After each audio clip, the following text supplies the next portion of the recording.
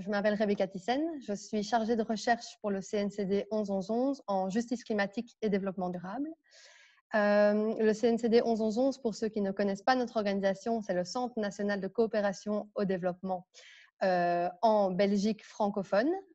Donc voilà, nous sommes une coupole d'organisations engagées pour la solidarité internationale et nous avons 3 missions principales.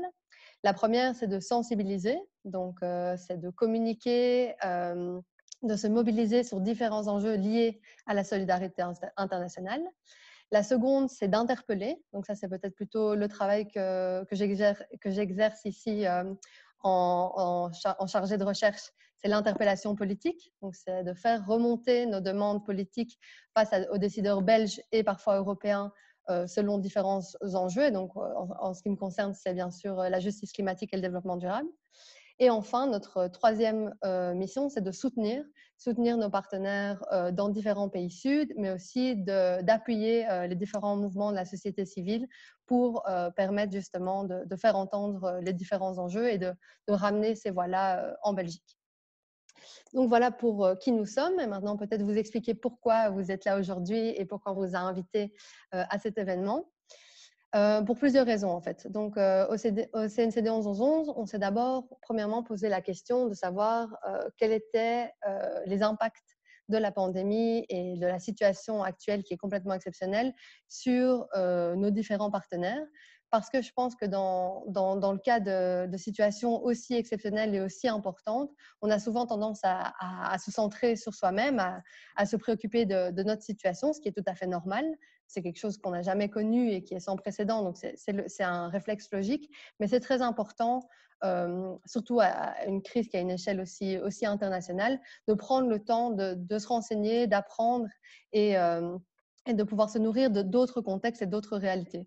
Et donc, on s'est dit que c'était aussi super important pour nous, en tant qu'ONG de solidarité internationale, d'aller voir dans d'autres pays et de se renseigner sur le mode de vie, les impacts et les conséquences de la pandémie sur le travail des organisations partenaires. Donc ça, c'était la première idée.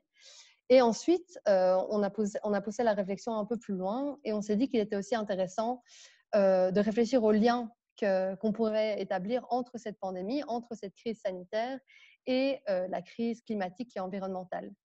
Parce que malheureusement, si on sait que la priorité absolue, c'est bien sûr de maintenir le virus, de sauver un maximum de vies et d'aider les personnes qui sont en première ligne pour aider justement cette situation, une autre urgence menace et continuera de menacer après que la pandémie sera gérée, c'est celle de l'urgence climatique. Et malheureusement, il n'existe pas de vaccin contre cette dernière. Donc c'est important, surtout face aux mesures énormes qui vont être prises pour répondre à la crise économique qui va suivre cette crise sanitaire, de réfléchir à comment intégrer cette urgence climatique et comment faire qu'on reconstruise après cette crise mieux et autrement. Et donc, on s'est dit qu'en fait, ces deux questions pouvaient complètement être liées, être interdépendantes et qu'il est important de pousser cette réflexion, encore une fois, au-delà de nos frontières et de réfléchir à ça avec nos partenaires et établir une série de recommandations et de réflexions communes. Donc, cela étant dit, cette discussion se déroulera, donc, comme je vous l'expliquais, en 2 parties. Une première partie qui se centre plutôt sur des témoignages, donc l'idée de comprendre vraiment la situation et les défis auxquels nos partenaires font face dans ce contexte.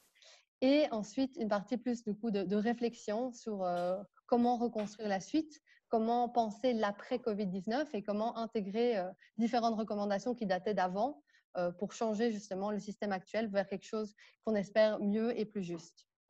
Alors, petite information en termes d'agenda. Ce webinaire est le 3e de la sorte. Donc, on a eu 2 premiers rendez-vous, d'abord sur Haïti, ensuite sur le Pérou.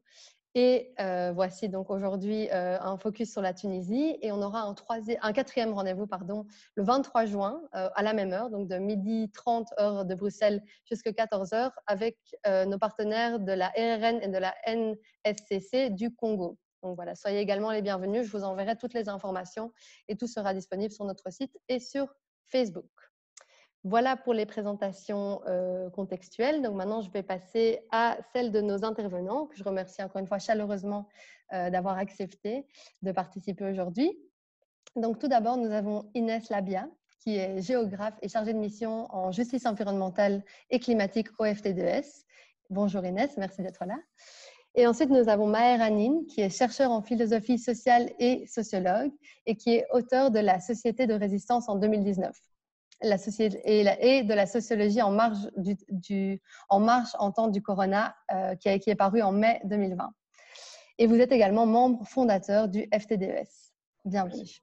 Merci. Alors, rapidement, donc le FTDES, vous allez bien sûr nous expliquer beaucoup mieux que moi ce que cette organisation fait au quotidien, mais pour la présenter en 2 mots, donc c'est le Forum tunisien pour les droits économiques et sociaux, qui est une organisation donc, tunisienne qui est fondée, si je ne me trompe pas, depuis 2011, dont le but est de défendre les droits économiques et sociaux des populations, tant sur le plan national qu'international.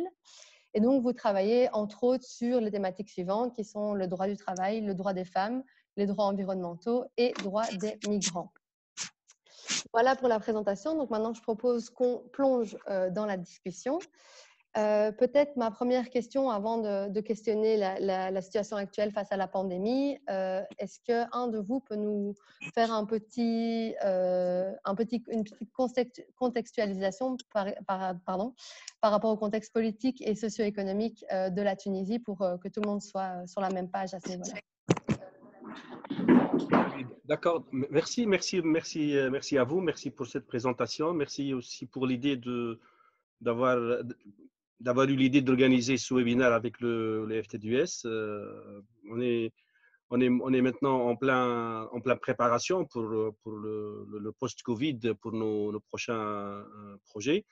Donc, j'ajouterai pour l'FTDUS juste 2 mots pour dire que les racines de cette organisation sont très bien liées au mouvement altermondialiste depuis les débuts des années 2000, parce que les militants qui ont fondé cette organisation sont des militants aussi bien de droits de l'homme, mais aussi des syndicalistes, des militants politiques et des activistes sur la question sociale.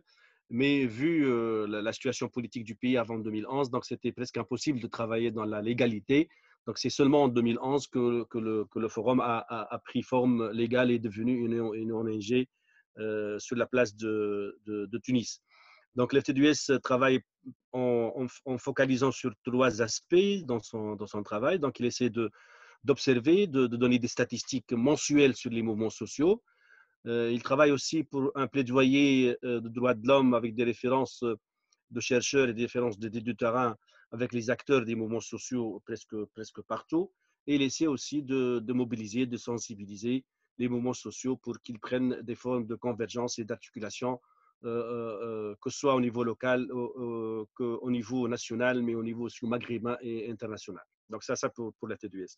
Je reviens juste quelques mots pour ce moment de pandémie. Donc, il faut reconnaître que réellement, avant la pandémie, on a eu un deuxième élan de mouvement social dans la région, au Maroc, en Algérie, qui est accompagné aussi par un retour de mouvement populaire au Soudan.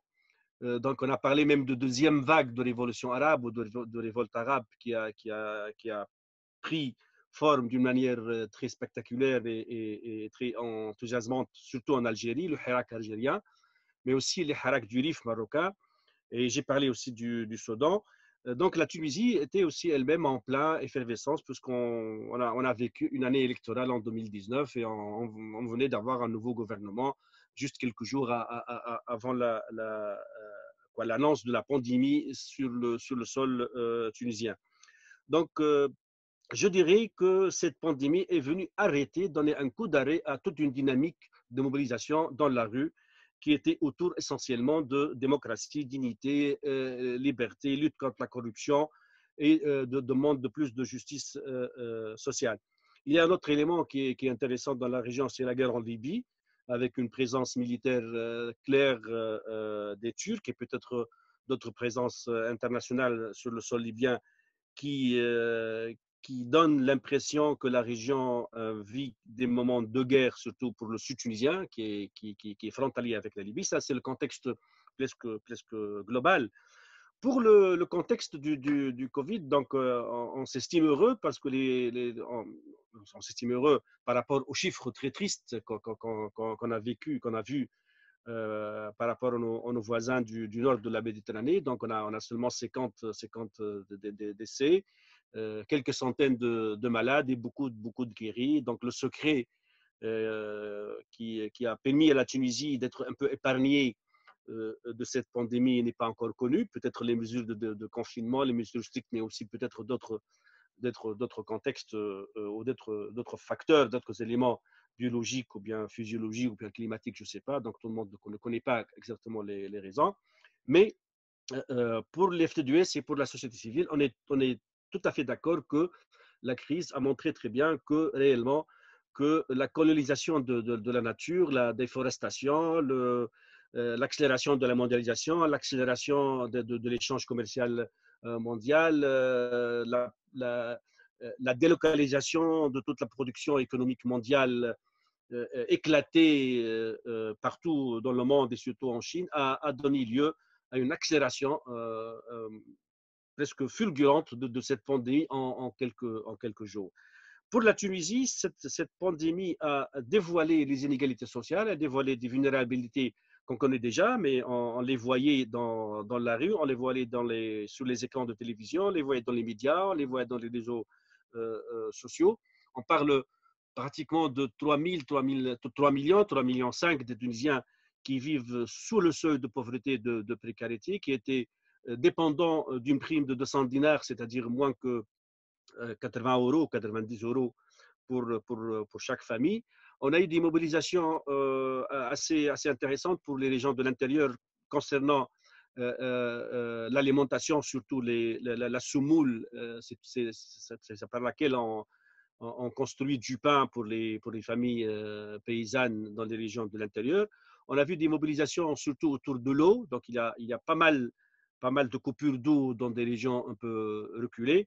On a eu des moments de colère dans les quartiers populaires, mais aussi on a eu des élans aussi de solidarité avec les migrants subsahariens qui travaillent ici en Tunisie. On compte presque 80 000 migrants subsahariens qui sont intégrés dans le tissu économique informel dans la plupart. Ils travaillent dans les chantiers de bâtiments, ils travaillent aussi pour les femmes dans les ménages, ils travaillent dans les cafés, dans les restaurants. Donc on a un climat social assez tendu par rapport à cette pandémie qui a mis à mal quand même un système de santé assez fragile.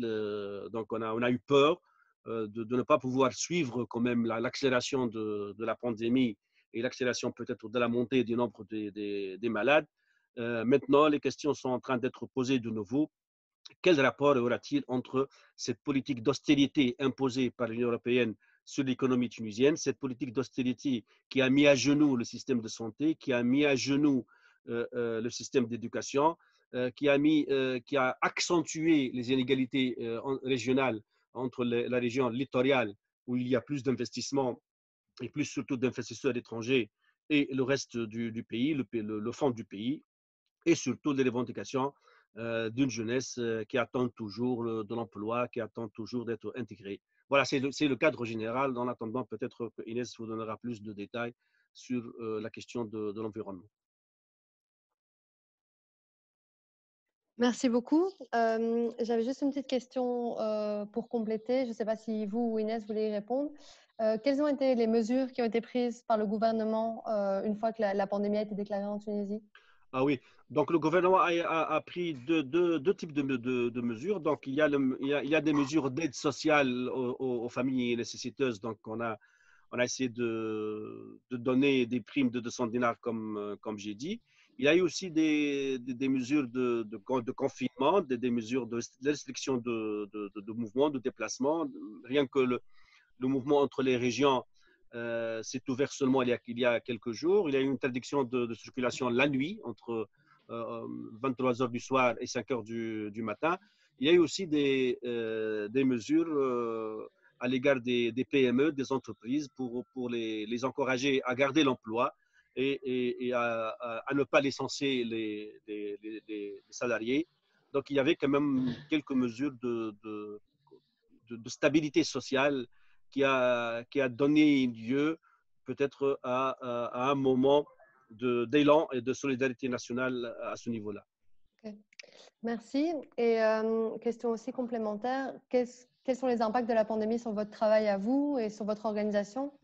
Ça, c'est une question peut-être pour tous les deux. Parler, je peux peut-être moi me donner un petit peu plus de détails sur ce que fait le département de justice environnementale au FTDES. Et je vais d'abord commencer par dire deux mots sur le département. En fait, le département de justice environnementale assure le suivi et l'appui à des mouvements sociaux environnementaux partout en Tunisie, et particulièrement dans trois régions, le bassin minier de Gafsa, la région de Kérouan et la région de Monastir. Et c'est essentiellement pour des revendications pour le droit à l'eau, le droit à un environnement sain et la lutte contre la pollution industrielle. Pour ce qui est de l'impact du Covid sur notre travail, en fait, nous étions au FTDES en télétravail depuis le 17 mars, donc presque une semaine avant la décision du confinement total sanitaire dans le pays. Et donc, à partir de cette date, nous nous sommes mis au télétravail et nous avons suivi la digitalisation accélérée de l'administration tunisienne. Donc, nous avons suivi cette modernisation et nous avons continué à être en contact entre nous comme collègues et équipes, mais aussi avec les mouvements pour ne pas perdre le fil et pour pouvoir recommencer d'une façon normale après que la crise soit passée. Pour l'équipe du projet Justice environnementale, le confinement était une occasion pour nous pour avancer sur des dossiers que nous avons un peu mis de côté pendant la période normale, vu la pression du travail quotidien et vu l'urgence de certains dossiers. Donc, nous avons en particulier avancé sur des articles de fond et donc les publications, et on a publié pas mal de communiqués qui font le rapport entre la crise sanitaire et les aspects environnementaux d'une manière générale. Et dans ce cadre, nous avons écrit surtout sur les conditions de travail précaires des femmes ouvrières agricoles, et ainsi que les agents municipaux qui ont demandé d'avoir les moyens d'être protégés des bavettes, des vents, et à qui ce n'était pas possible de continuer le travail pendant que des autres étaient bien protégés chez eux. Nous avons également écrit sur l'impossibilité de se mettre en confinement pour une grande partie des Tunisiens qui, de un, n'ont pas accès à l'eau, donc ne peuvent pas se nettoyer les mains tous les jours quand ça passe en boucle dans la télé de la santé, et qui, de deux, font un périple quotidien très lent pour s'approvisionner en eau dans des sources qui ne sont pas tout le temps propres, qui sont des sources inconnues et contaminées. Le Covid a eu également des impacts négatifs sur notre travail, puisque nous avons dû annuler pas mal d'événements. Et ça a influé surtout sur les équipes dans les sections, donc à Kérouan, Monastir et au bassin minier, dont le travail de terrain constituait presque plus de 80% du travail quotidien. Donc, la frustration était des fois, elle était un peu grande, et nous avons partagé ce sentiment en fait avec les militants qui eux-mêmes ont senti cette limitation et ne pouvaient plus manifester librement comme avant, et ont dû donc changer leur mode opératoire. Mais nous avons quand même continué à parler de leurs revendications et de rappeler que même si les questions économiques et sociales sont les plus préoccupantes à l'heure actuelle, comme l'a bien décrit mon collègue Meher, les questions environnementales sont aussi importantes, et il ne faut pas non plus abandonner les revendications dans les régions sur les aspects environnementaux et climatiques, parce qu'on nous passons quand même une période un peu spéciale.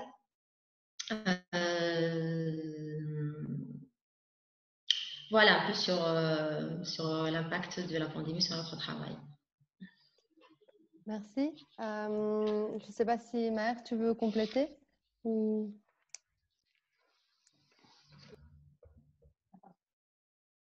Il y a une guerre du micro.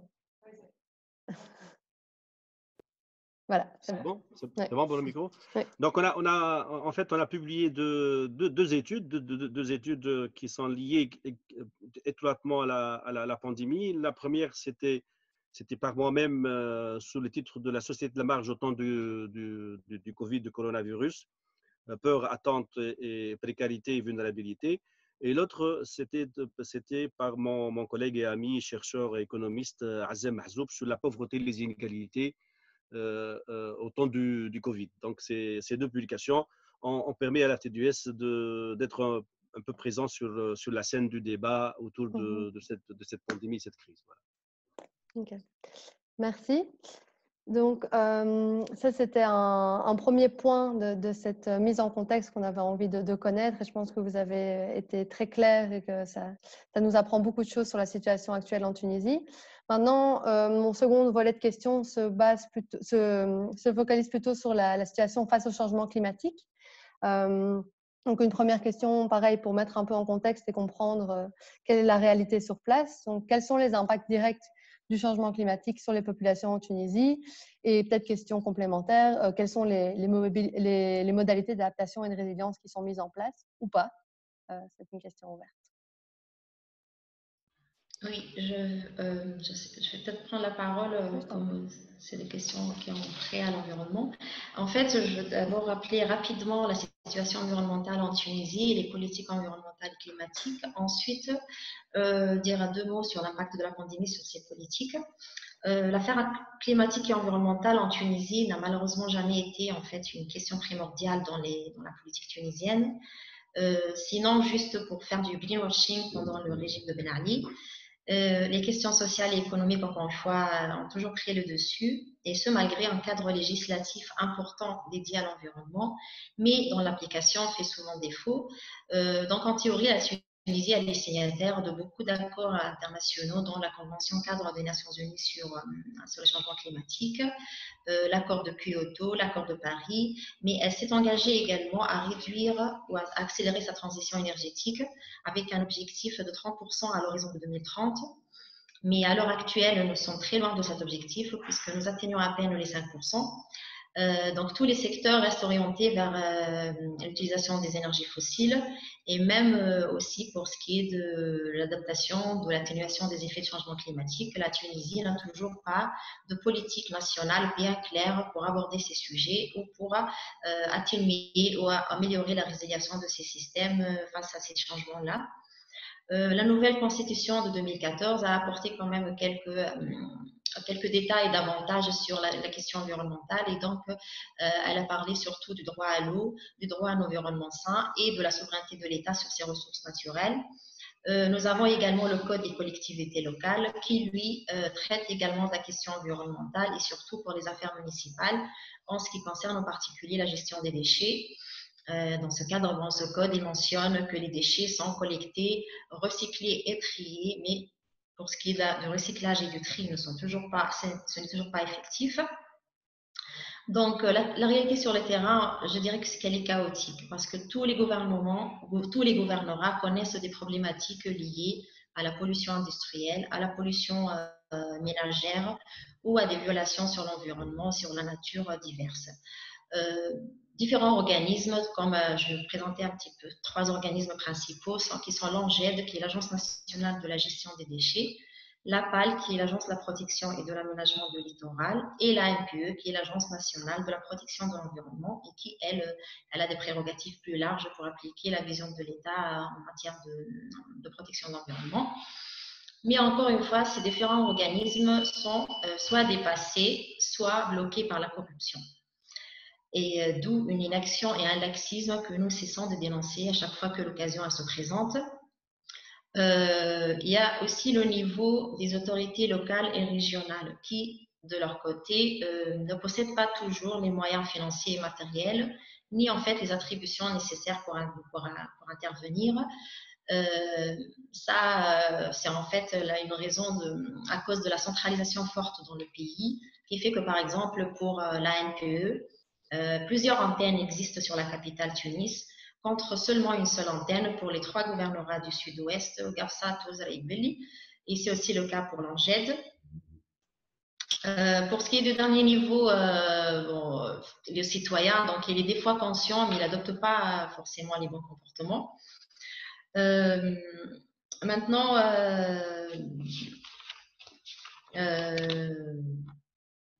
je pense que la question environnementale et climatique, en fait, en Tunisie, à l'heure actuelle, pendant la crise, nous avons remarqué au FTDES qu'il y a quand même des impacts positifs sur l'environnement.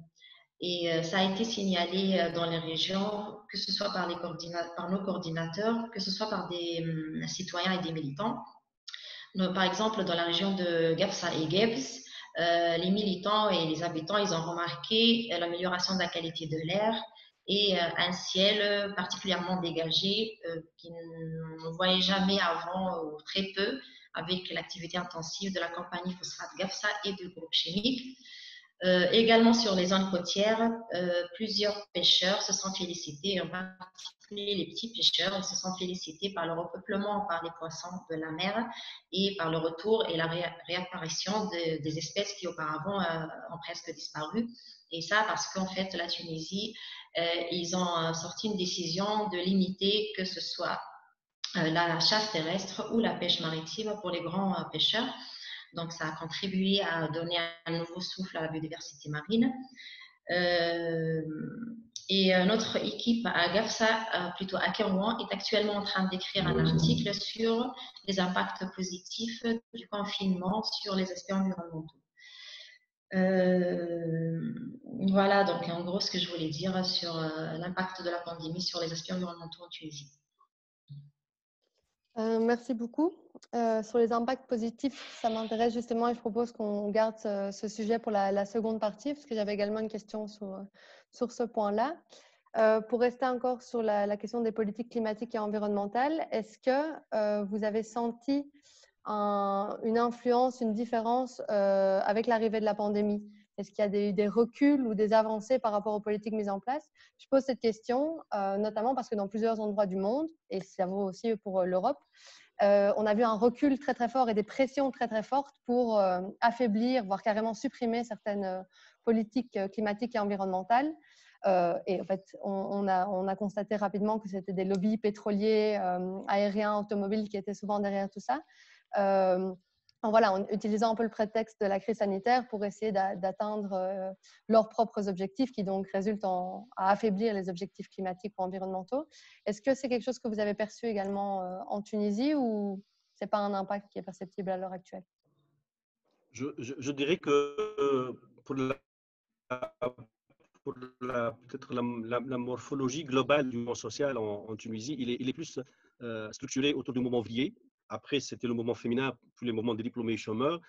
Donc, à vrai dire, il n'y a pas un mouvement social pour la justice climatique ou bien un mouvement social vert, un mouvement social écologique assez fort, assez ancré. Il y a tout de même des moments de conscience et des moments de colère liés à les questions environnementales, mais on ne peut pas parler d'un mouvement social structuré, fort, ancré dans la société, avec des dynamiques civiles, politiques et associatives. Donc, on commence à les avoir, c'est vrai, on commence à les avoir surtout à travers ce retour de la question de l'environnement et de la santé dans les villes, mais aussi par rapport à l'agriculture et aux paysans dans les campagnes. Je dirais qu'il y a deux entrées qui ont gardé leur impact sur la question environnementale. Il y a un grand problème de pollution qui a touché essentiellement le bassin minier parce qu'on utilise beaucoup d'eau pour laver le phosphate au bassin minier au détriment du droit des citoyens à l'eau potable propre et de qualité.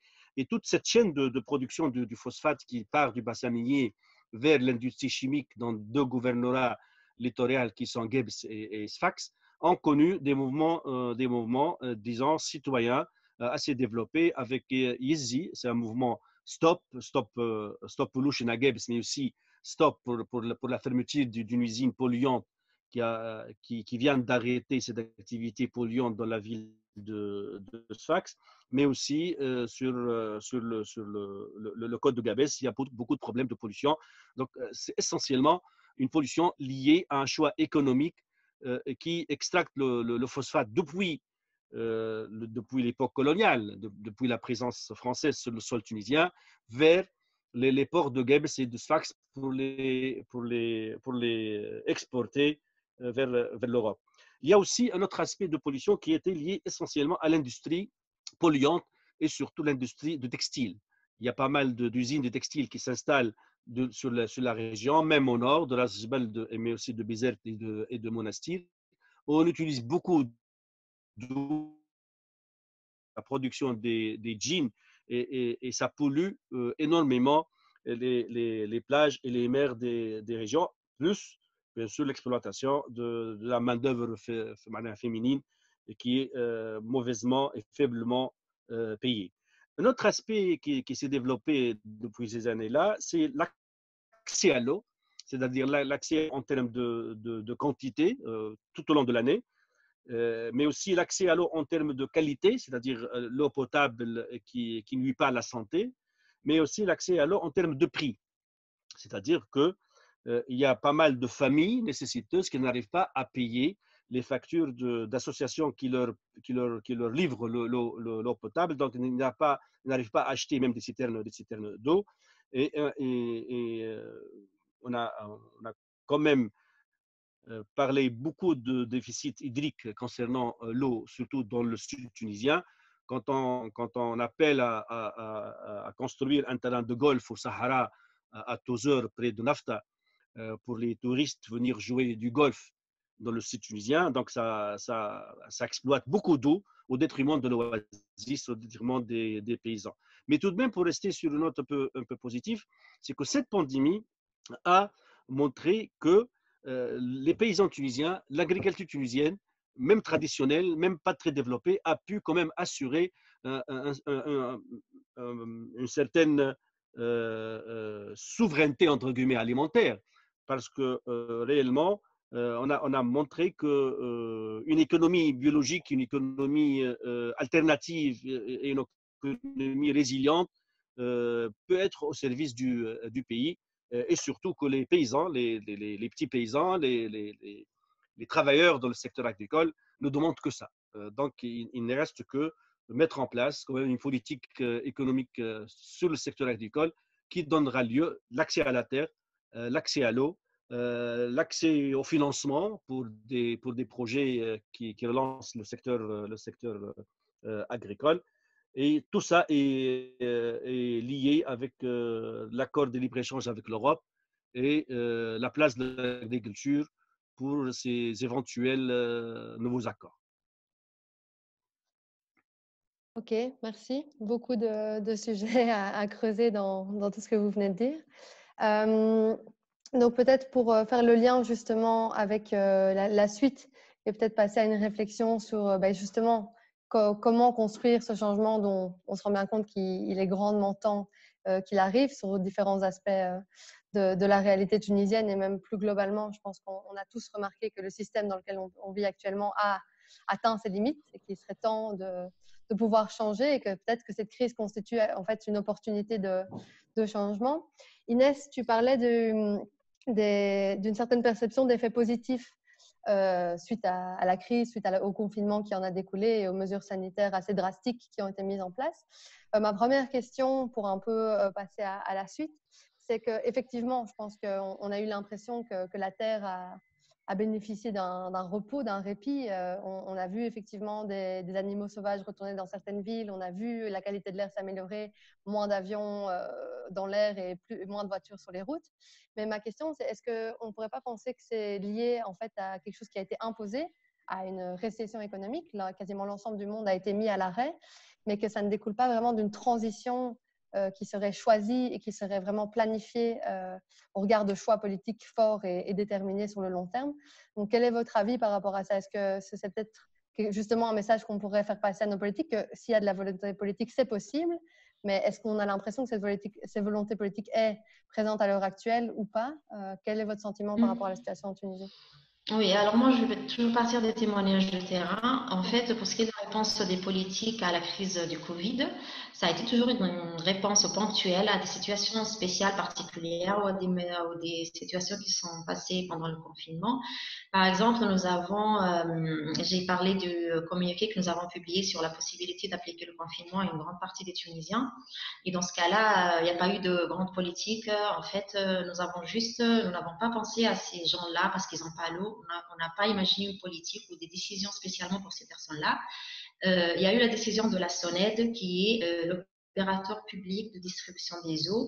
Et la SONED a juste reporté le paiement des dettes pour les familles nécessiteuses, donc des dettes qui sont payées depuis des mois. Mais ça n'a pas résolu le problème parce que de toute façon, les familles qui n'ont pas pu payer leurs dettes en temps normal sont également celles qui se sont retrouvées dans une situation plus fragile pendant le confinement, vu qu'elles travaillaient dans des travaux donc précaires, non titularisés, sans contrat, et donc ils ont perdu leur travail, et du coup, elles n'étaient pas possible non plus, c'était pas possible de payer leurs dettes, sachant que le délai c'était d'1 mois. Donc ça, c'était pas possible. Nous avons écrit sur ça. Il y a eu également un événement important qui s'est déroulé pendant le confinement, qui est celui de la coupe des arbres dans la région de Ain Draham, dans le nord-ouest. Et donc, des personnes ont profité du confinement pour justement couper plus de 400 arbres de zène, qui est une espèce rare, que ce soit en Tunisie ou même à l'échelle méditerranéenne. Là encore, donc, les autorités et le ministère d'Agriculture n'ont réagi qu'une fois le bois a été transformé en charbon. Donc, c'était trop tard. Et encore une fois, donc, la réaction n'était pas inscrite dans une vision globale ou stratégique de protection du patrimoine forestier. C'était donc juste des sanctions aux malfaiteurs, mais aucunement d'avancée que nous allons revoir la politique générale de la protection de notre patrimoine forestier. Et voilà pourquoi, donc, nous, au FT2S, nous avons demandé la révision du code forestier et en particulier des points qui sont liés à la sanction, parce qu'il faut vraiment que ces sanctions remplissent leur rôle dissuasif et pour pas que ces choses-là se répètent. Et nous avons également demandé à améliorer la condition de travail des agents forestiers qui pour nous sont les vrais boucliers de la forêt et qui actuellement travaillent dans des conditions précaires, sans titularisation et sans moyens de protection, malgré qu'ils soient en fait pas mal de fois victimes d'agressions, surtout que les forêts tunisiennes sont situées sur la frontière algérienne. Donc, ce sont des zones qui... donc, leur rôle à ces gardes forestiers, c'est également un peu un rôle militaire. Donc, ils ont besoin vraiment de protection. Et il faut absolument que les tours de contrôle qui sont existantes physiquement, mais qui réellement ne sont pas opérationnelles, ça va également avoir un effet d'anticipation si jamais on voit quelque chose qu'on anticipe. Maintenant, pour ce qui est des politiciens, comme j'ai dit, pendant la période de Covid, il n'a pas été question d'une grande révolution environnementale ou d'amélioration. Sachant que, comme le dit Meher, la politique en fait en Tunisie, moi personnellement et historiquement, les grands changements proviennent de deux choses, soit d'une grande pression des bailleurs étrangers et des donneurs d'ordre, soit d'une vraie et grande mobilisation citoyenne, ce qui pour l'instant n'est pas le cas pour les questions environnementales et climatiques en Tunisie. Pourquoi? Parce qu'un peu partout dans les pays du Sud, l'impact du climat sur le quotidien de l'habitant n'est pas visible et perceptible de manière directe. Sachant que, par exemple, Emma, je vais dire un petit peu de philosophie, mais en fait, la question environnementale, c'est une préoccupation inconsciente. C'est-à-dire, si vous posez la question à un citoyen tunisien, quelles sont selon vous les choses sur lesquelles il faut apporter des améliorations et dans l'urgence, il va vous dire l'emploi, le niveau de vie. Par contre, et ça est 90%, donc l'environnement 1%. Si vous lui posez la question sur sa satisfaction sur l'environnement, là, à 90%, il n'est pas satisfait. Donc, il est conscient que l'environnement, il y a beaucoup de problèmes environnementaux, mais ce n'est pas une priorité. Ici, on renverse la question. Bon, voilà pourquoi il faut vraiment une mobilisation citoyenne grande et les mouvements qui existent actuellement, comme l'a dit Meher, n'ont pas atteint justement cette maturité et cette ampleur pour pouvoir exercer une contre-force ou contre-pouvoir et pour faire bouger les choses, malgré que dernièrement, notamment pour la pollution par les déchets ménagers, il y a des mouvements, il y en a un qui s'appelle Sakar Msab, ferme la décharge, ou je ne suis pas Msab, je ne suis pas une décharge, qui ont réussi quand même à faire entendre leur voix sur les médias, à faire une pression, même si morale, sur les politiciens.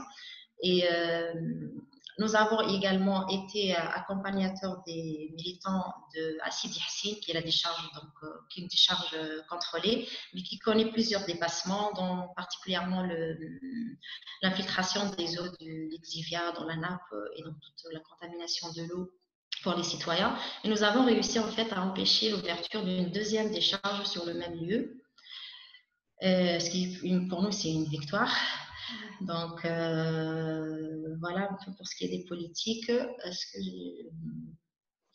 Après, on va peut-être parler un peu plus des politiques climatiques et des aspects de la Tunisie par rapport au changement climatique. Je pense que c'est dans la deuxième partie. Oui, on va y revenir de toute façon. Ça Ok, t'intéresse aussi. d'accord. Peut-être pour rebondir sur ce que tu disais, j'aimerais bien vous entendre, ceci peut-être dans une question un peu plus philosophique, mais qu'est-ce qu'on pourrait établir comme lien entre la crise sanitaire actuelle et ses impacts et la crise du réchauffement climatique et la crise environnementale qui menace la Tunisie? Quel serait un lien qui vous paraît évident ou quelle serait une différence qui vous paraît vraiment flagrante? Et quelles seront peut-être les leçons qu'on pourrait tirer de cette comparaison? Est-ce qu'un de vous a envie de s'exprimer sur cette question? Je dirais pour cette question-là, on ne peut pas parler d'une seule Tunisie, donc on peut parler de deux, ou bien de deux, trois, quatre Tunisie quand même. Donc il y a une Tunisie qu'on peut qualifier de Tunisie intégrée, c'est-à-dire une Tunisie qui a une certaine stabilité économique et sociale, qui a son salaire, qui est installé, qui a peut-être des ressources intellectuelles, morales, scientifiques, symboliques, donc qui peut être peut-être à la page des préoccupations climatiques et des préoccupations d'environnement, même à l'échelle internationale. Donc ça, surtout pour les jeunes, pour les classes moyennes aisées, donc c'est une question qui commence à prendre place et qui s'installe dans la conscience collective des acteurs de la société civile, mais aussi des jeunes chercheurs, des artistes et des personnels du secteur de la santé en premier lieu. Il y a une autre Tunisie qui est peut-être plus drivée, peut-être plus motivée par, par le pain, par le droit à se soigner, à manger, à vivre, à se déplacer, à avoir un bout de salaire, à, une prime à la fin de la semaine, à la fin du mois. Donc, il y a une certaine précarité sociale assez rude, assez difficile à vivre, assez difficile à imaginer pour des familles nécessiteuses, pour la femme paysanne. On vient d'avoir quand même une triste information que, encore une fois, il y a une camionnette qui a eu un accident, qui transportait des femmes paysannes qui travaillent dans le secteur agricole, qui nous ont permis de vivre pendant le mois de confinement, qui était aussi le mois de Ramadan pour les musulmans. Donc, on a pu manger des fruits et des légumes grâce à elles, ces braves femmes-là. Donc, on peut dire que cette pandémie a accentué une conscience environnementale, une conscience de droit à l'environnement sain, une conscience d'une égalité climatique chez une certaine population qui est plus active et déjà sensibilisée avant. C'est-à-dire une certaine population, des acteurs, des ONG qui sont plus intégrés dans une dynamique de mobilisation et d'une dynamique de conscientisation à l'échelle locale, maghrébine et internationale. Pour d'autres couches de la société, pour d'autres couches et pour d'autres classes de la société, ce n'est pas une question primordiale. La question primordiale continue à être le travail sain, le salaire digne, la lutte contre la précarité du travail, ben c'est pas le climat. Si tu demandes à un jeune qui est au bassin minier, c'est quoi ta première priorité? Est-ce que lutter contre l'environnement, contre la pollution, ou tu arraches un poste de travail à la CPG, qui est en elle-même la première société polluante de la région, donc il préfère être embauché que rester chômeur et lutter contre la pollution. Donc il y a peut-être une certaine priorisation au niveau de l'échelle de Maslow, comme ça si on peut appeler ça, pour les jeunes diplômés chômeurs et les familles nécessiteuses. Ne serait-ce qu'il y a un lien qui, à mon avis, donc on n'a pas de statistiques, on n'a pas d'études, on n'a pas peut-être de récits clairs d'auprès des acteurs, qu'il y a une conscience qui commence à s'installer entre santé et droit à l'environnement. C'est-à-dire que le fait d'être soigné, c'est la dernière phase d'un quelqu'un qui peut être atteint par une maladie. Mais de bien manger, de bien habiter, d'éviter des zones contaminées de population, ou bien de microbes, ou bien de saleté, avoir l'accès à l'eau propre, avec l'accès à l'environnement propre, ça peut donner quand même des raisons et des motivations pour un mouvement disons d'écologie nouveau qui peut avoir lieu les années à venir. L'exemple que je donne, c'est l'exemple d'un village qui s'appelle Houaidia, au nord-ouest de Tunis, dans le gouvernement de Tbarka, où les jeunes sont mobilisés pour défendre le droit à l'eau à Houaidia et sont très heureux de vivre dans un village loin de Tunis où la pandémie a fait peur. La pandémie faisait peur pour ces gens-là, mais ne faisait pas peur aux gens qui habitaient à Houaidia. Moussouf Houaidia me disait qu'il est l'activiste, qui est un élément moteur dans ce mouvement-là. On est très calme ici, à Houaidia, on mange bien, mais on nous prive de l'eau potable parce qu'il y a un entrepreneur qui occupe la carrière,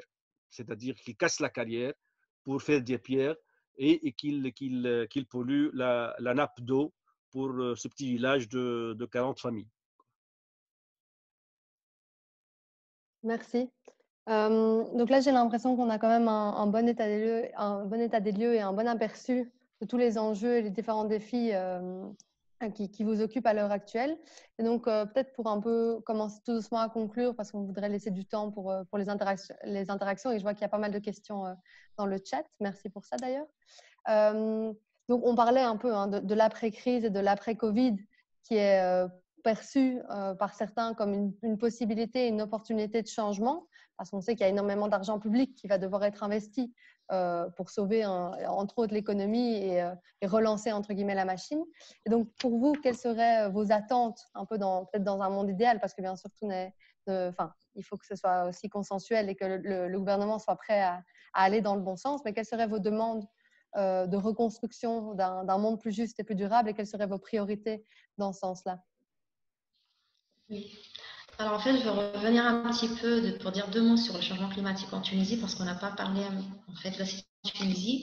En Tunisie, la Tunisie est un pays à haut risque des changements climatiques. Et les projections suggèrent que les gouvernements du Sud en particulier seront ceux qui connaîtront les plus fortes augmentations de température et les pluviométries les plus importantes sur un laps de 100 à 50 ans.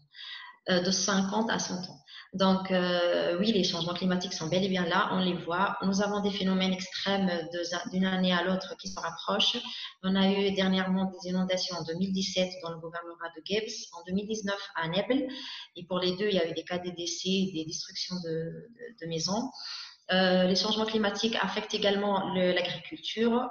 Nous avons un phénomène d'avancée de floraison, ce qui perturbe d'une manière générale le calendrier agricole et donc la mise sur le marché des produits. Ça se voit aussi par des espèces nocives sur les cultures que jusque-là, les agronomes et les spécialistes sont en train de batailler pour trouver des solutions, en particulier le charançon rouge sur le palmier dattier et la mouche blanche sur l'olivier. Maintenant, pour ce qui est de la résilience et l'adaptation, et là encore une fois, je vais parler du système agraire, puisque c'est un peu ma spécialité, comme je suis ingénieur agronome à la base. Donc, pour la réponse des systèmes agraires, ça va dépendre aussi, et comme l'a rappelé Meher, en fait, nous l'avons remarqué, c'était en fait les cultures qui sont issues des semences locales autochtones qui ont pu résister le plus aux périodes de sécheresse et aux pluies torrentielles. Donc, et ça, c'est scientifiquement prouvé, il y a des articles qui en sont sortis. Et donc, actuellement, il y a un mouvement de la société civile tunisienne vers justement la reconnaissance du patrimoine semencier et le retour vers ces semences locales pour un peu ralentir ou mettre fin à long terme à l'import des semences, et en particulier les OGM, qui ne sont pas impactifs dans notre sécurité, notre souveraineté alimentaire.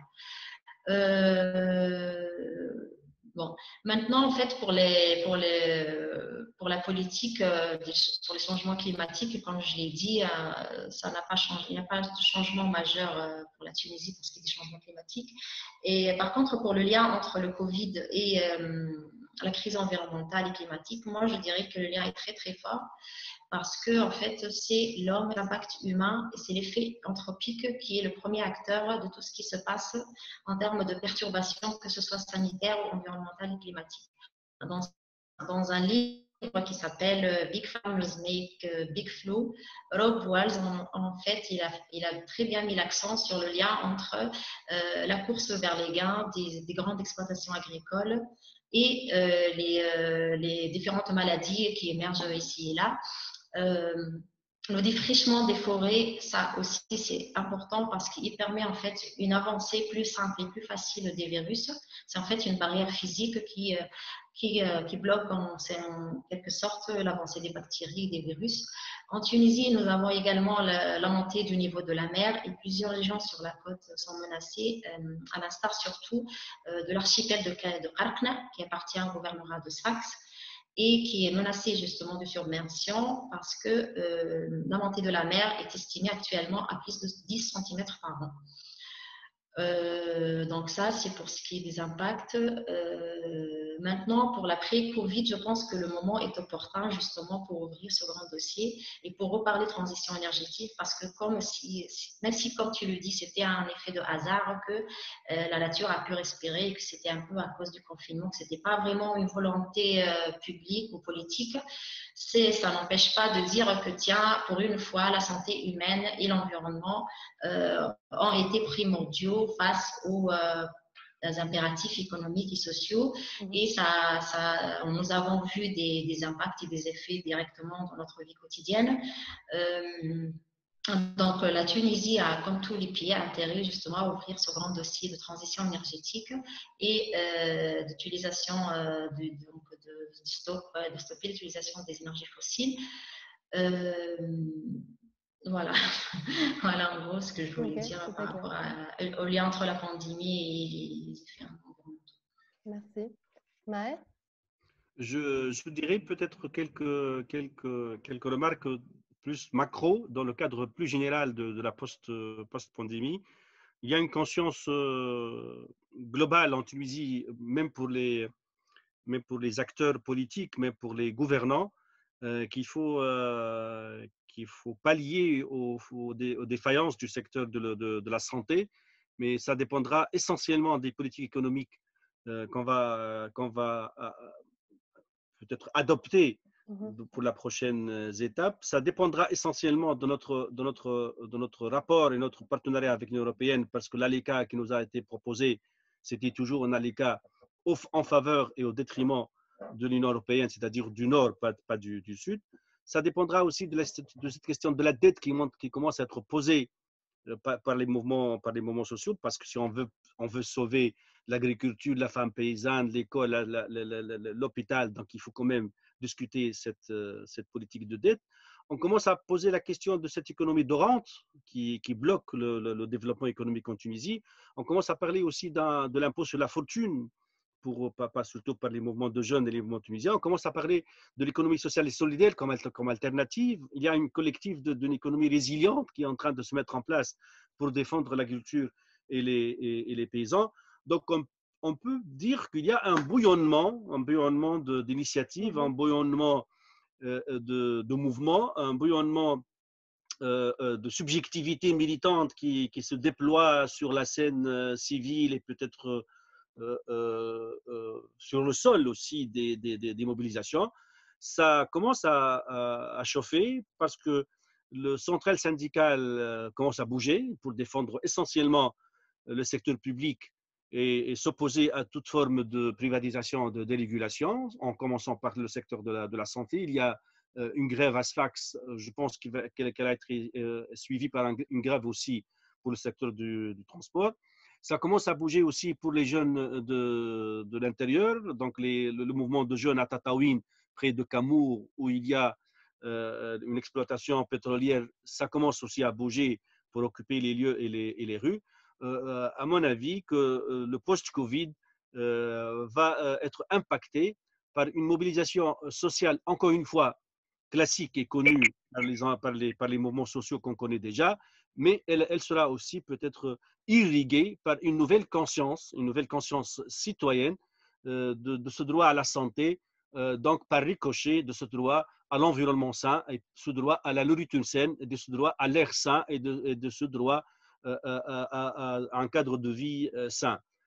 Troisième niveau d'enthousiasme, ça c'est un souhait peut-être personnel, c'est que toute cette dynamique-là ne peut pas se faire seulement à l'échelle tunisienne, elle ne peut se faire qu'à l'échelle maghrébine, à l'échelle mondiale internationale.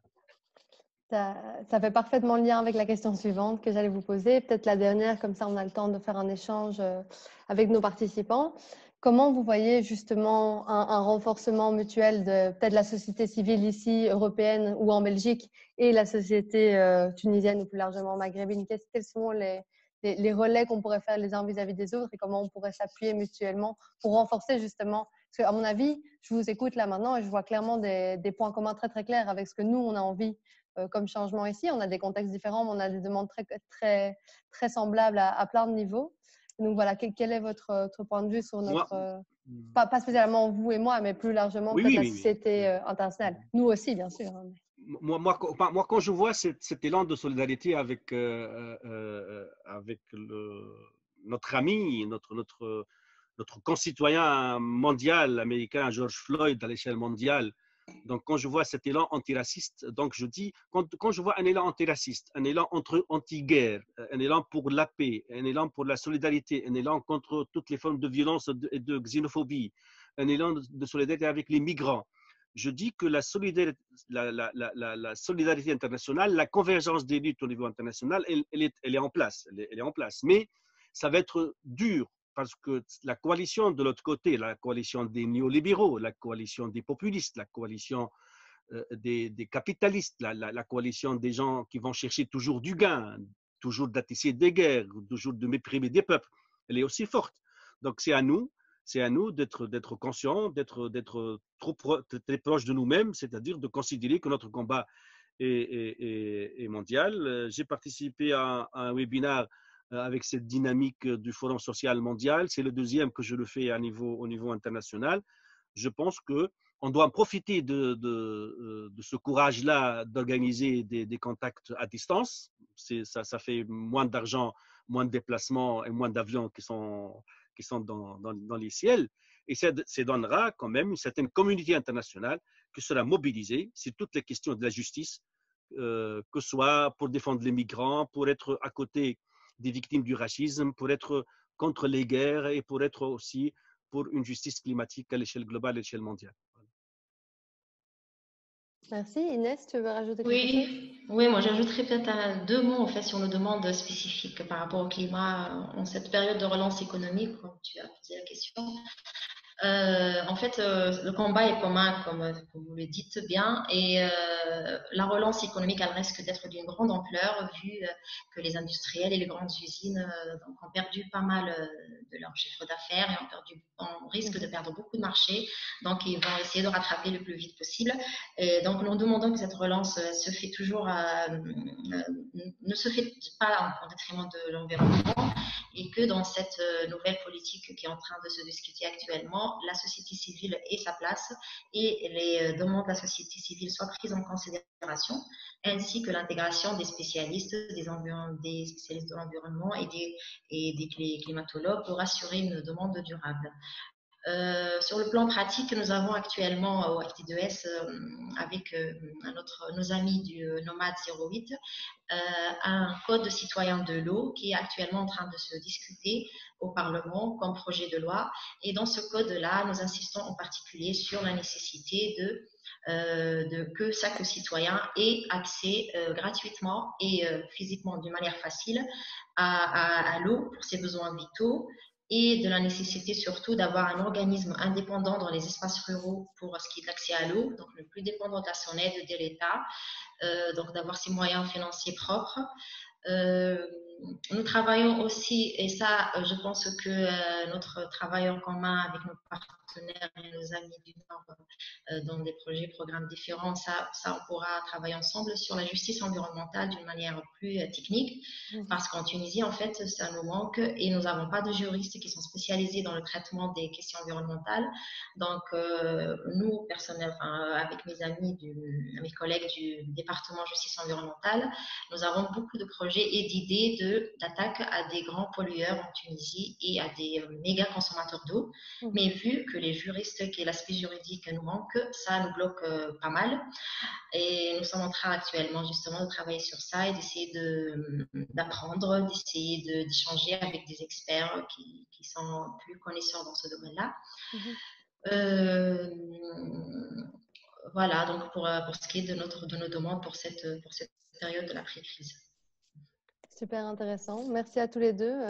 Mais je pense que c'est génial parce que je vois vraiment des liens très clairs entre vos demandes, nos demandes et des demandes qui peuvent être vraiment portées à une échelle beaucoup plus large qui serait une échelle globale. Et en fait, on en revient vraiment à cette conclusion que le système actuel, comme je le disais en début d'intervention, a atteint ses limites. Et je suis vraiment ravie de voir qu'il y a autant d'idées pour voilà, comment le changer, l'améliorer de l'intérieur et peut-être voilà, abandonner certaines pratiques pour en mettre de nouvelles en place. Et donc, je pense que je ne m'avance pas trop en disant que au CNCD 1111, on serait vraiment ravis de continuer cette réflexion avec vous et avec plein d'autres acteurs de la société civile internationale parce que c'est, comme vous le disiez, c'est notre rôle aussi d'apporter ce changement de manière plus structurelle. Donc voilà, sur ces beaux mots, je conclue notre partie, donc du coup plutôt discussion de cet événement et je vais ouvrir la place aux questions. Ma collègue Nathalie est ici pour gérer le flot de questions. Bonjour Nathalie. Donc voilà, à toi la parole. Alors, on a eu pas mal de questions dans le chat, dont certains qui étaient très actifs. Donc, je vais laisser la parole aux plus actifs d'entre eux. Tarek Nefsi qui pose plusieurs questions. Peut-être Tarek, vous pouvez poser quelques questions et garder d'autres pour la fin. Comme ça, vous laissez la place aussi aux autres qui ont posé des questions. Mais donc, vous aviez une première question sur la question du télétravail en Tunisie et une autre sur le stress hydrique. Je vous laisse les poser aux intervenants. Donc, on peut, je retrouve, voilà. Vous pouvez activer votre vidéo aussi. Bonjour à tout le monde et merci aux concitoyens tunisiens qui ont présenté une présentation de ce qui se passe là-bas. C'est vrai, j'ai posé la question concernant les CET, c'est-à-dire le Centre d'enfouissement technique de Sidi Yassine, c'est-à-dire la décharge de Tunis, là, qui est un problème sur le CET, sur le centrale de déchets dangereux de Geradou, qui est une centrale de traitement des déchets dangereux qui est arrêtée depuis 10 ans maintenant. Donc, c'est un problème. De parler, est-ce qu'il y a vraiment du télétravail? Est-ce que le Covid-19 qui a bloqué les Tunisiens chez eux, est-ce qu'il a permis à mettre à jour la possibilité de travailler par télétravail et diminuer le déplacement sur route ou par un autre moyen? Ici, par exemple, à l'université, on a pu continuer les cours, on a pu faire passer des examens à distance. Je vois qu'en Tunisie, ce n'est pas encore le cas. Donc, est-ce que le Covid-19 a amené les autorités tunisiennes, les associations, les structures, quelles qu'elles soient, à penser au télétravail, à penser à améliorer, soit-il, un autre moyen de communiquer, de travailler? Et je termine rapidement par quelque chose de très simple. C'est vrai, le Covid-19 nous a donné, entre guillemets, moi j'appellerais ça un électrochoc pour l'état de l'environnement et notre relation vis-à-vis de l'environnement, au changement climatique, etc. Mais c'est peut-être suivi par des actions continues en communication et en éducation et en sensibilisation. Et de ce fait-là, je pose la question, est-ce que vraiment, au niveau de la société civile tunisienne, il y a ce démarrage, ce profit du Covid pour démarrer la civilisation, la communication, c'est-à-dire au niveau du changement de mentalité directement, d'une façon continue et d'une façon progressive, au niveau des programmes scolaires, au niveau des programmes de formation, au niveau de tout, pour que la conscientisation à l'environnement et aux problèmes de l'environnement, aux problèmes du changement climatique, soit quelque chose d'individuel et inné chez l'individu, comme le besoin au travail, comme le besoin à l'agriculture et à la nourriture, etc. et à la bonne santé. Merci. Là, je ne sais pas qui veut répondre. en Bon, je vais peut-être premier. répondre. Ouais, vas-y, mais Oui, si tu veux. vas-y, Inès, vas-y. Je vais peut-être prendre la dernière question parce que là, vous parlez, c'est de la sensibilisation, de l'éducation. Nous, par exemple, au FT2S, au département de justice environnementale, nous travaillons sur ça déjà depuis le début du projet. Et en fait, nous avons particulièrement mené une campagne de sensibilisation dans les écoles primaires, justement, contre l'hépatite C, et que nous avons renouvelé cette année avec les derniers cas de décès qui ont eu lieu. La sensibilisation, nous travaillons également à GAFSA avec les citoyens pour justement les sensibiliser de l'impératif de l'environnement et de demander également à leur droit de vivre dans un environnement sain, tout comme ils demandent le travail. La mission n'est pas simple. C'est un peu aussi le cas à Tataouine pour les citoyens, enfin pour les cityneurs du Cameroun, demandeurs du travail, parce que nous avons écrit, en fait, nous avons travaillé un peu sur l'extractivisme pour ce qui est de pétrole et des énergies fossiles. Et encore une fois, nous avons rappelé que oui, donc, les demandes primordiales sont le travail et la dignité, mais ça ne peut pas non plus justifier le recours et donc là, à chaque fois la répétition du même modèle avec l'extraction et les énergies fossiles. Pour le télétravail, je pense que c'est en fait assez variable, ça dépend des moyens de chacun. Nous, au FT2S, ça a été presque automatique. Nous avions chacun chez lui accès à Internet d'une manière assez bonne, donc nous avons un bon réseau. Par contre, oui, dans d'autres régions, Internet n'existe pas, donc plusieurs ont dû arrêter le travail complètement. Les administrations, ils ont arrêté parce que c'est quelque chose de nouveau et parce qu'il faut prévoir des financements qui ne sont pas prévus dans leur budget initial, ce qui est une tâche en fait pas facile en Tunisie de reprendre un budget qui a été déjà fait ou des financements qui ont déjà attribués pour trouver d'autres financements. Et donc, pour les écoles primaires et pour la continuité des cours dans les écoles et dans les universités, encore une fois, c'était le secteur privé qui a assuré la continuité de ces cours par ses propres moyens. Donc, par contre, pour l'école publique, c'était l'arrêt total des cours. Et donc, pour les écoles primaires et les lycées, les vacances ont commencé déjà depuis le mois d'avril. Les vacances d'été. Par contre, pour les universités, ils ont repris hier. Non, sans problème non plus, parce que la reprise n'était pas bien préparée. Des conditions, donc, je voyais ça hier dans un reportage, les conditions dans les foyers des étudiants, dans les restaurants universitaires et tout ça, c'était pas du tout préparé à l'avance. Pour la décharge de Jade, personnellement, je ne la connais pas. Vous dites qu'elle est fermée depuis 10 ans.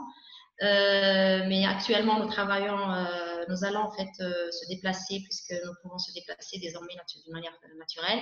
Nous allons à Nebel pour un événement qui s'appelle l'échange des jeunes, dans lequel nous allons avoir 15 jeunes des 3 régions avec lesquelles nous travaillons, donc 5 jeunes de Gafsa, 5 jeunes de Kérouan et 5 jeunes de Monastir qui vont aller à Nebel pour justement voir toutes les problématiques environnementales sur place en rapport surtout avec la pollution industrielle, avec les violations sur la côte, avec toutes les infrastructures touristiques et restaurants qui ont complètement détruit les plages et la côte. Et nous allons aussi aller voir dans une décharge, je pense que c'est à Korba, c'est un projet de décharge et nous allons voir un peu donc tout ce dossier. Voilà, moi, j'ai pas autre chose à dire pour vos questions. Si. Maher, quelque chose à rajouter? Oui, 2 mots sûrement pour le télétravail. Dans un pays où l'économie elle est essentiellement informelle, c'est-à-dire on parle de 40% d'activités économiques qui sont dans l'informel, c'est-à-dire on parle de 700 000 chômeurs, on parle de 600 000 peut-être familles qui vivent avec un salaire de moins de 180 dinars, c'est-à-dire donc on parle d'une société qui est plus désarticulée, qui est plus dans la précarité que dans l'intégration dans un monde moderne de travail à distance et dans les nouveaux métiers. Ne serait-ce qu'il y a une partie de la société qui est installée dans les villes, qui est connectée avec le monde du travail moderne et du monde du travail virtuel, qui ont continué à travailler, mais c'est pas marquant, c'est pas un secteur qui a pu porter l'économie et porter peut-être l'activité économique et sociale, en plus du problème des inégalités, c'est-à-dire que même le télétravail et même l'accès au numérique, c'est un problème aussi d'égalité sociale. C'est pas seulement de capacité intellectuelle et de conscience, de travail à distance, ou bien de conscience de ne plus se déplacer, de ne plus utiliser le papier, et de rester chez soi et de travailler à partir de chez soi. C'est aussi un problème d'inégalité à l'accès à ces outils-là. Merci. On reviendra vers vous pour les prochaines questions, ça va? Comme ça, on laisse un peu la parole. Du coup, il y avait des questions de Abderrahman El Bioui sur le Fonds vert climat et savoir est-ce qu'il y avait des projets financés par ce Fonds vert en Tunisie et quelle était l'autorité nationale désignée. Je vais laisser d'ailleurs Abderrahman poser sa question. Si vous voulez activer votre vidéo, Abderrahman.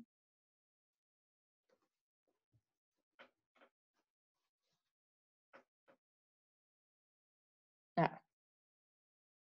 Peut-être qu'il est parti et peut-être que vous pouvez répondre comme ça.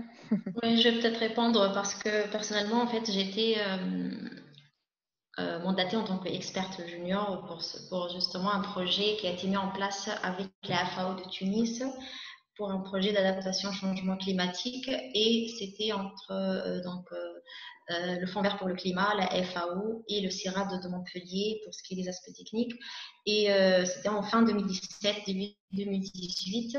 À l'époque, nous sommes allés donc faire l'état des lieux, collecter des données dans les 6 gouvernorats du Sud, parce que comme je l'ai dit, ce sont les principaux gouvernements touchés par les effets de changement climatique.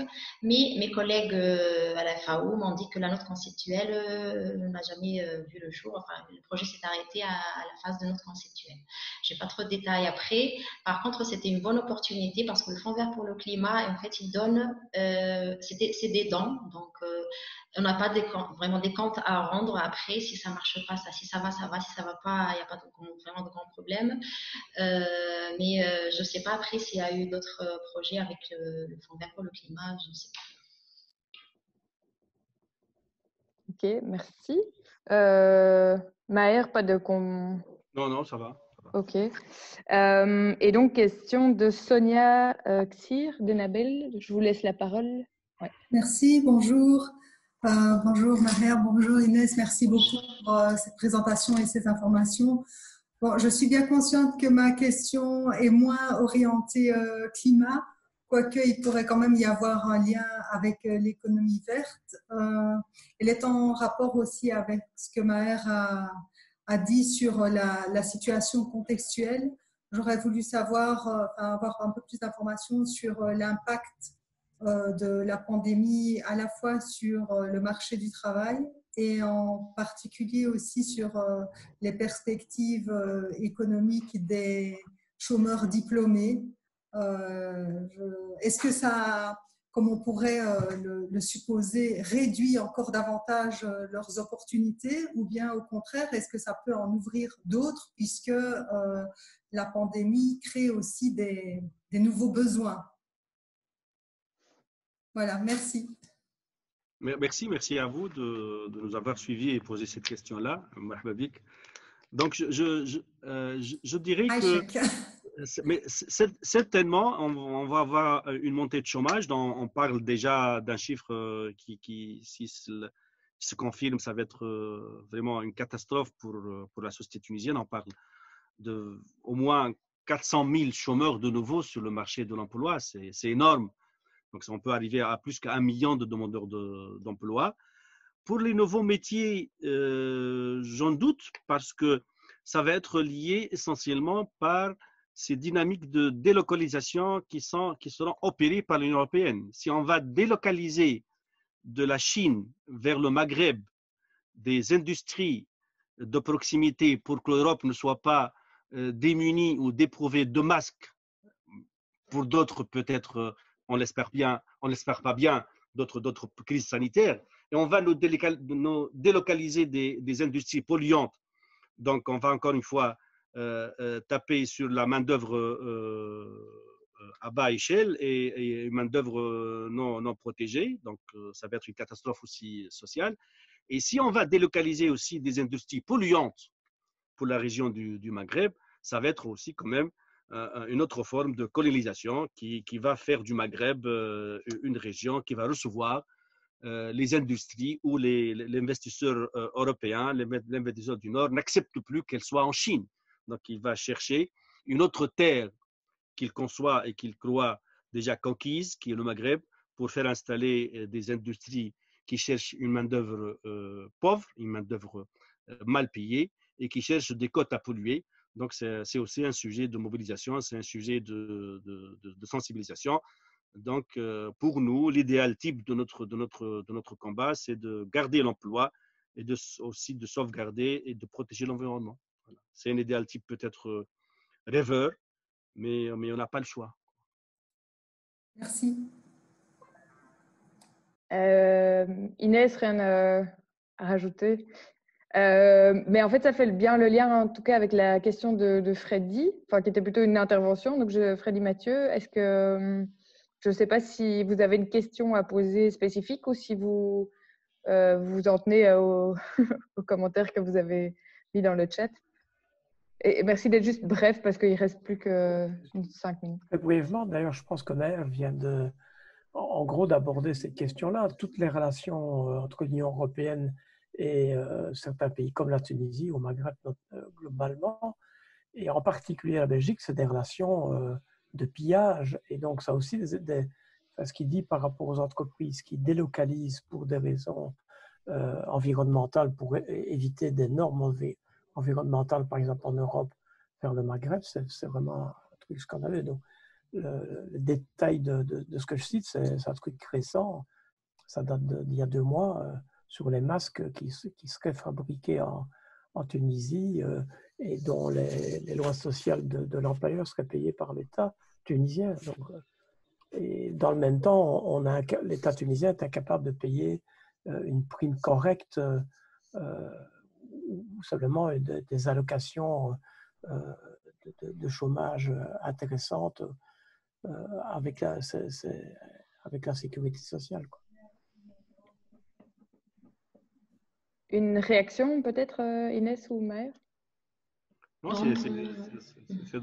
c'est dans le cadre de la convergence des luttes altermondialistes Nord-Sud. C'est ça, exactement, c'est clair. C'est en tout cas un cas qu'on peut, si vous avez des informations, Freddy, n'hésitez pas à nous les envoyer, ça peut être intéressant de creuser des cas comme ça en termes d'exemple.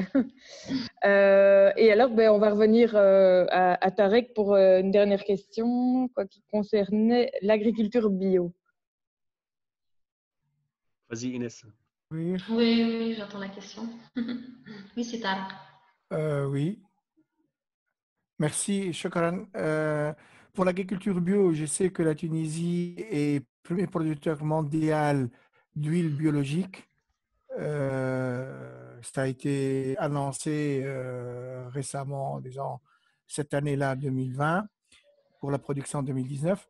Donc, est-ce que l'agriculture bio, est-ce que c'est une, comment dirais-je, c'est une mode qu'on trouve en Tunisie pour le Tunisien et puis peut-être pour l'exportation, ou bien c'est seulement un vecteur économique pour l'agriculture, parce qu'on sait bien que les produits bio se vendent d'une façon, une plus-value plus que par rapport aux produits conventionnels.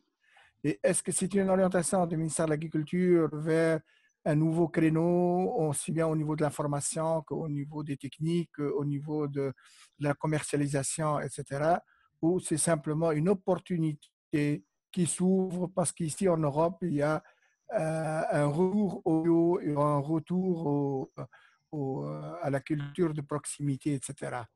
Merci. Merci, c'est Tarek. Alors, moi, je dirais en fait que l'agriculture biologique en Tunisie, ça a commencé, on a commencé à parler depuis une dizaine d'années déjà.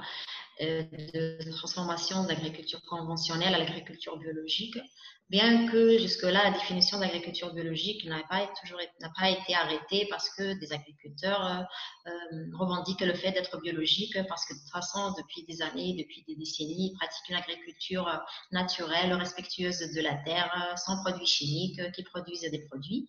Mais ces produits-là ne sont pas forcément commercialisables. Actuellement, l'agriculture biologique est devenue un créneau économique primordial pour la Tunisie, parce que, comme vous le dites, le marché européen a cette tendance de revenir vers les produits propres, les produits sans pesticides, et parce que nous nous sommes rendus compte un peu partout que ça affecte notre santé, les générations futures. Maintenant, pour ce qui est des chiffres et des retombées de ce secteur sur l'économie tunisienne, je n'ai pas vraiment de grandes idées à vous dire.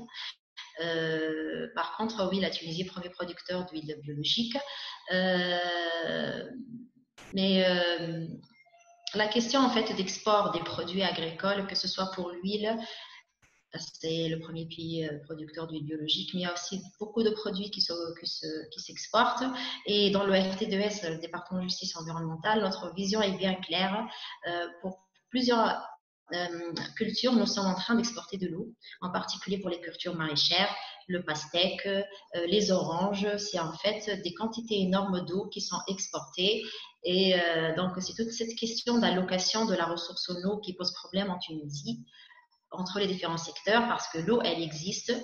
Moi, je dis que l'eau, elle existe. Les nappes, c'est vrai, elles se rabattent, mais il y en a encore de l'eau. Par contre, il faut savoir comment gérer cette eau, comment la division entre les différents secteurs. Le secteur touristique, il consomme beaucoup d'eau. Le secteur industriel également. L'agriculture n'est pas primordiale par rapport aux autres secteurs, mais il faut savoir bien catégoriser, bien donner chaque secteur son quota. Et voilà. Donc, je pense que pour la tendance vers l'agriculture biologique, c'est un peu une tendance, parce qu'en Tunisie, en fait, c'est toujours comme ça. On suit ce qui se passe dans le monde.